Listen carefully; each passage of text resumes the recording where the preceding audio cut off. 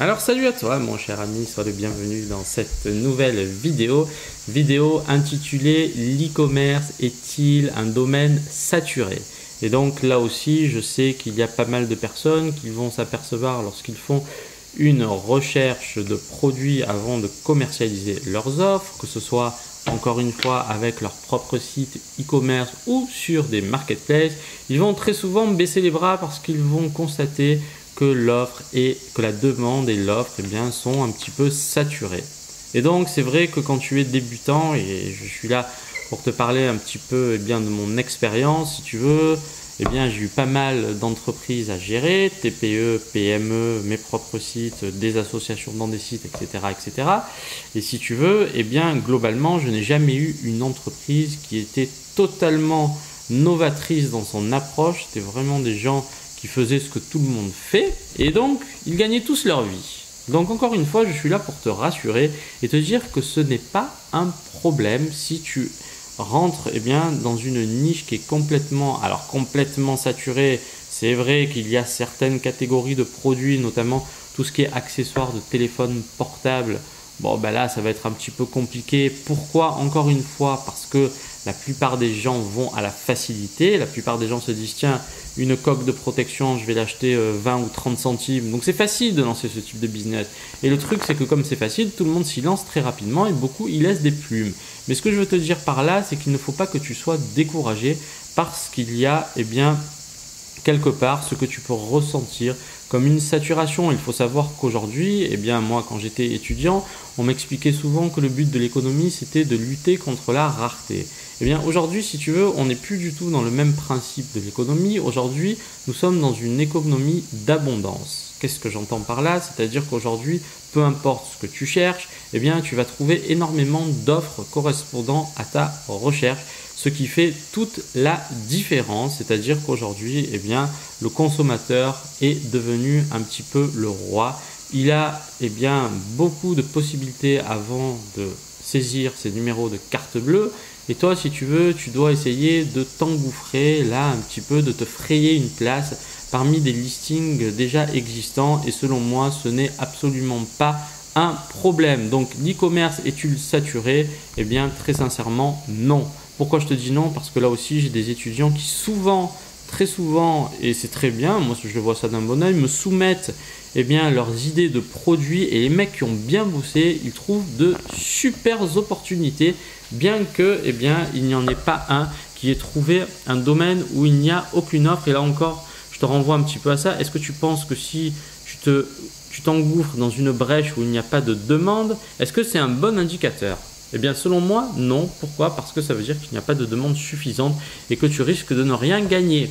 Donc encore une fois, essaye plutôt de te réjouir qu'il y ait de la demande dans certaines catégories de produits et Dieu sait qu'elles sont nombreuses.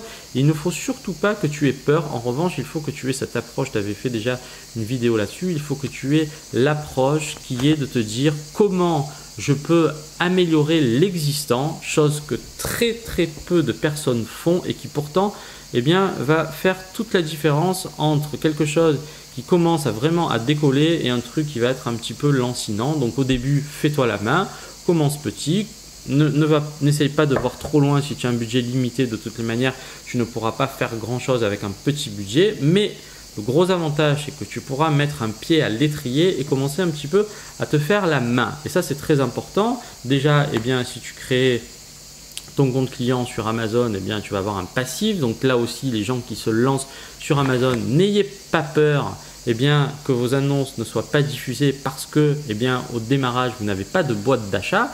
Et je vous renvoie là aussi à la leçon booster ses listings. C'est quelque chose qu'il faut vraiment faire absolument si vous voulez un petit peu démarrer beaucoup plus rapidement. Donc après, encore une fois, moi je vous donne les méthodes. Il y en a qui les appliquent et il y en a qui se contentent juste de les lire et de les écouter. Encore une fois, dans la vie, et ça c'est un principe de base, si on te donne des conseils et tu ne les appliques pas, il ne se passera rien. Encore une fois, tu peux avoir la meilleure caméra du monde. Si tu ne commences pas à filmer, même si tes images seront très belles, tu auras un film merdique. Et en revanche, il y a des gens, on voit souvent maintenant la pub filmée avec iPhone. Donc je ne sais plus quel est le réalisateur qui a fait un petit film là où tu vois le petit tricycle là qui avance tout seul, bon, ben, apparemment c'est quelqu'un de connu. Bon, ben, le film est très sympa. Alors moi il me fait pas rêver, mais c'est quand même sympa. Et donc ça a été tourné avec un iPhone. Et à côté de ça, tu as des mecs qui vont investir des caméras à plusieurs milliers d'euros et ils vont faire un truc tout pourri. Donc encore une fois, l'outil n'est pas suffisant pour réussir. Il n'y a que l'application qui va faire que tu vas réussir, mais en application, soit dans l'action. La vie se passe dans l'action. Tous les champions sportifs, encore une fois, se sont entraînés pendant des années avant de devenir champions. Ils font de la muscu, du renforcement musculaire, ils s'entraînent tous les jours, etc. Est-ce que tu crois que même si je te donne le meilleur vélo du monde, tiens, en ce moment c'est le Tour de France, c'est peut-être une belle illustration. Est-ce que si tu penses que je te donne le meilleur vélo du monde entre les mains, un vélo tout en carbone, fait sur mesure, qui va coûter, je sais pas, 15 ou 20 000 euros, est-ce que tu penses que tu vas gagner le Tour de France? Eh bien, mon cher ami, si derrière tu n'as pas le physique et l'entraînement, tu vas te vautrer, tu seras sûrement le dernier. Donc encore une fois, lorsqu'on vous donne des méthodes, appliquez-les. Il n'y a que comme ça que vous allez avancer. Mais donc, si vous voulez, aujourd'hui, ce que je veux vous dire, c'est qu'il ne faut pas se friser, là, devenir pétrifié parce que, on a l'impression qu'il existe de tout. Ben oui, il existe de tout, mais il y a toujours des gens qui sortent leur épingle du jeu. Soyez cette personne.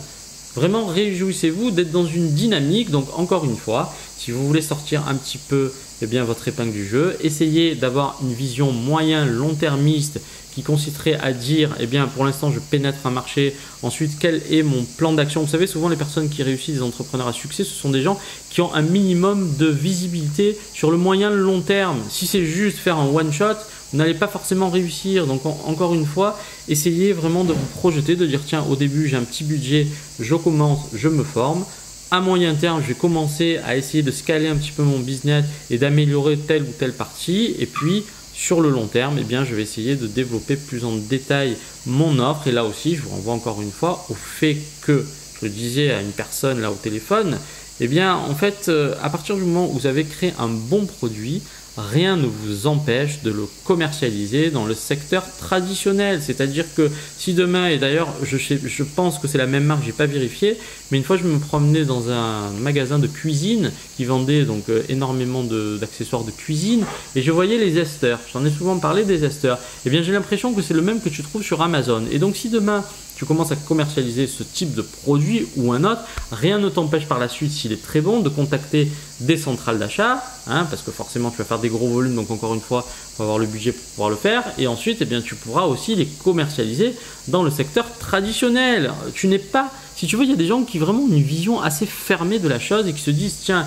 si je fais du Amazon, je dois faire que du Amazon. Bien non, tu peux sortir, tu peux t'écarter un petit peu de ça, de mettre les jalons un petit peu partout pour développer ton activité. Encore une fois, tu peux très bien contacter les grandes enseignes et essayer de commercialiser tes produits. Rien ne t'en empêche. Si tu veux, c'est vraiment quelque chose qui prend du temps, mais essaye vraiment d'avoir une vision long-termiste et de te dire, moi, mon objectif, c'est de surpasser la concurrence. C'est pas juste d'être un moyen élève qui va suivre un petit peu de façon un petit peu molle ce qui se fait. Non, c'est pas forcément comme ça que tu vas réussir. Donc encore une fois, n'aie pas peur que la plupart, voire la quasi-totalité des niches soient saturées. Il y a toujours des gens, je le vois tous les jours, qui sortent leur épingle du jeu. Il faut que tu fasses partie de ces personnes-là. En revanche, ça va demander temps et investissement. Voilà mon cher ami. Allez, je te dis à bientôt pour une nouvelle vidéo. Tchuss.